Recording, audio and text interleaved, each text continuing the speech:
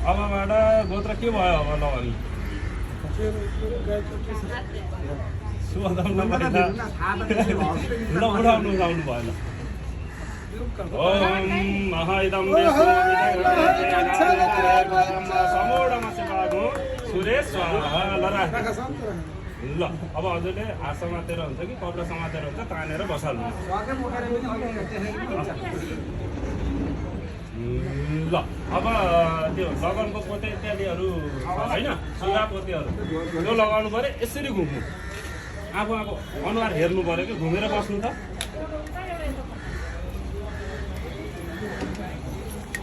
ल